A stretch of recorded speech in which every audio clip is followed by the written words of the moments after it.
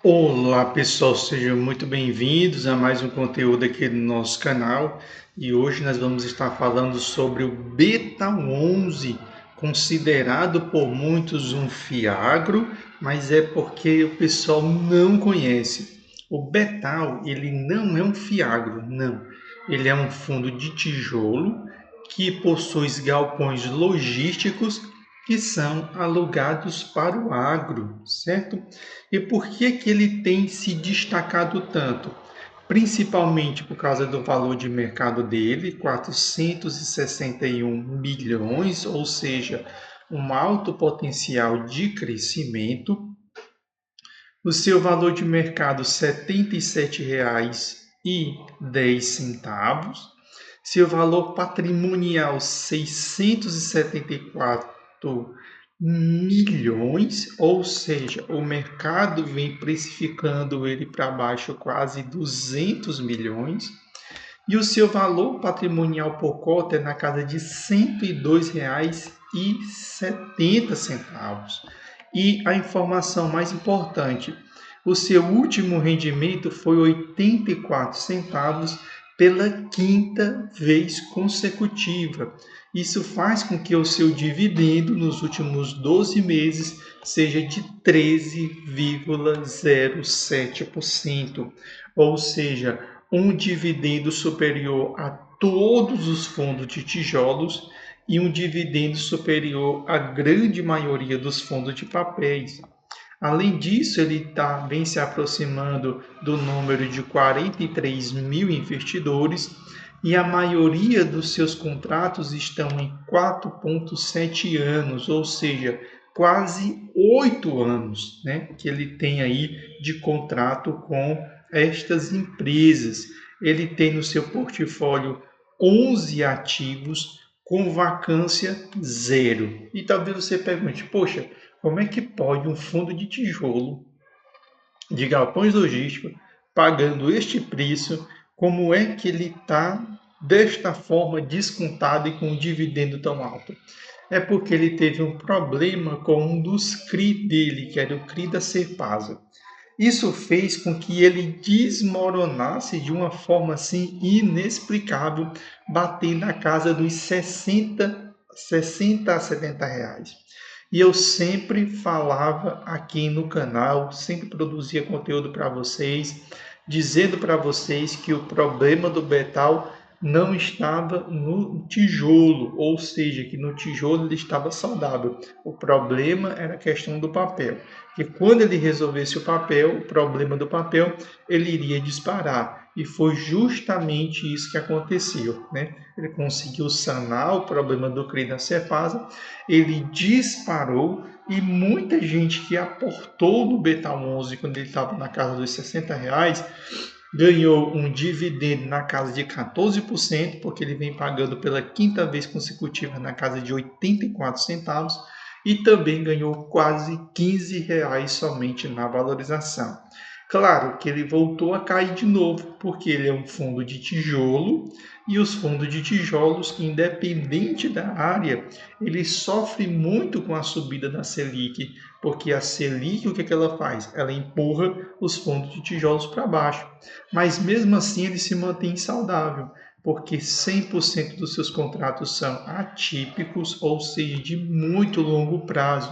São contratos aí que restam 8 anos, mas quando eles foram realizados lá no início, eles tinham de 15 até 20 anos. Ele tem uma capacidade de 450 mil toneladas, ou seja, é um dos principais fundos imobiliários que mantém aí o setor de logística. E o que eu havia falado, né? Quando ele vinha distribuindo aqui 65 centavos, eu vinha avisando, gente, ele vai sanar essa situação e não deu outra, né? Ele subiu seu dividendo entre março e abril na casa de 29%, subiu de 0,65 para 0,84 e já vamos para a quinta vez consecutiva, mas estamos esperando em breve aí mais 84 centavos de novo perseguir aí pagando esse alto dividendo aí nas alturas para você que é investidor. Se nós olharmos, ele vem perdendo para o IFIX, ele vem perdendo para o CDI, mas se você comprou em março, quando eu dei a dica, aí você está numa sequência de subida e não numa sequência de queda, certo? Então, queda aqui é para quem já estava posicionado. Mas quem entrou aqui no momento em que eu falei, que era um momento muito bom para entrar, você está ganhando na cota e está ganhando no dividendo, ou seja, está batendo tanto o IFIX como está batendo o CDI tranquilamente, certo? Se nós descermos aqui, os proventos sempre são aqueles na média, 3,9 milhões, 3,6 milhões, 3,6 milhões, por quê? Por que esse número ele vem se repetindo? 3,8, 3,7, 3,6, por quê? Porque os seus imóveis estão todos alugados, ele não tem problema aí de inadimplência. E a maior parte da sua receita vem justamente dos imóveis, ou seja, mesmo que ele tivesse uma crise na sua carteira de CRI, ele continuaria distribuindo 61 centavos para o seu cotista, porque a maior parte do seu rendimento vem justamente dos aluguéis. Se nós olharmos a sua carteira por ativo, nós temos uma grande quantidade de imóveis voltado para o terminal de transbordo intermodal, depois um centro de recebimento de grãos, ou seja, uma estrutura central, depois um terminal portuário e um armazém refrigerado, né? A carteira de recebíveis é somente 16%. Do ponto de vista de operações, ele tem uma alta operação no setor logístico, 38%. Setores logísticos e de shopping são bem seguros. A sua segunda posição são reservas e insumos, né, que nós vemos no país do agro. E a sua terceira maior posição é açúcar e álcool. E a maioria dos seus contratos são atípicos, ou seja, de longo prazo. Evidentemente que o fundo de tijolo vai cair, porque a maioria dos seus contratos são indexados ao IPCA. A maioria dos seus contratos tem mais de 8 anos, né? Somente aí 8,5% dos seus contratos se vencem aí antes de 2030. E o principal mês de reajuste é fevereiro, né? Principal mês aí de reajuste dos seus contratos, certo? Do ponto de vista de localização, tem 2 imóveis em Goiás, 5 imóveis no Paraná, um imóvel em Minas Gerais, um imóvel no Mato Grosso, um imóvel na Bahia e outro imóvel no Espírito Santo, certo? No caso do valor patrimonial, 27% vem do RIED, né? Ou seja, deste galpão logístico aí do RIED, ele é que acaba trazendo aí os maiores rendimentos. Depois vem um CRI, né, 18% aí, tem referente ao CRI. Depois vem Coruripe, FS Bioenergia, Fazenda Santo Antônio, entre outros imóveis que o fundo imobiliário ele possui, certo? Do ponto de vista do patrimônio, né, tem 555 milhões em ativos adquiridos, tem um capture ratio de 11,2% e um prazo médio de 7,8%, como nós já havíamos falado.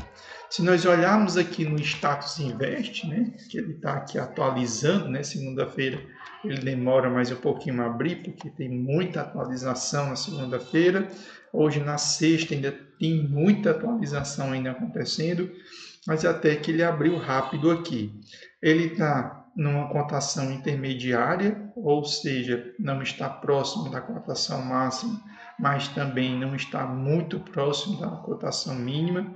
Seu dividendo continua na casa de 11,98%, caiu 10,93% nos últimos 12 meses. Essa queda eu já expliquei.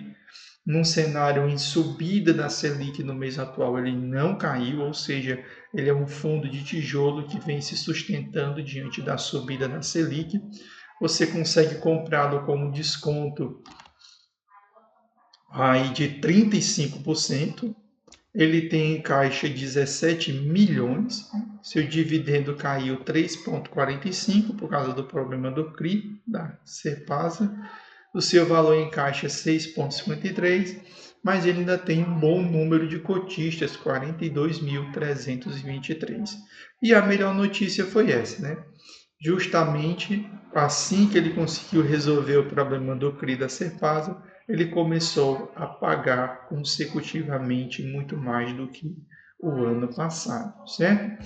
Então, um fundo de tijolo, existe uma tendência, é claro, dele cair no cenário de subida da Selic, então abre aí uma oportunidade para você para potencializar os seus ganhos tanto de dividendo, porque se ele cair, o dividendo vai aumentar proporcionalmente, porque ele vem distribuindo 84 centavos consecutivamente.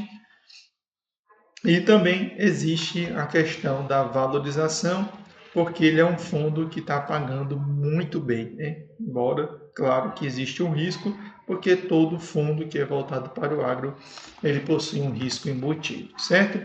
Vou deixar aqui na descrição um link, né, de um curso da Suno, que a Suno disponibiliza para você que é investidor e quer aprender a investir em fundos imobiliários. Clica aí embaixo, se matricula. Caso você faça o curso e você não goste, não aprenda, não tem problema, a Suno devolve todo o seu dinheiro, certo? Então, também segue aí o nosso canal, comenta, curte, dá sua sugestão, sugere também pauta aqui para o canal, no intuito de a gente trazer a maior quantidade de conteúdo no universo dos fundos imobiliários, certo? Valeu e até o próximo conteúdo aqui do canal.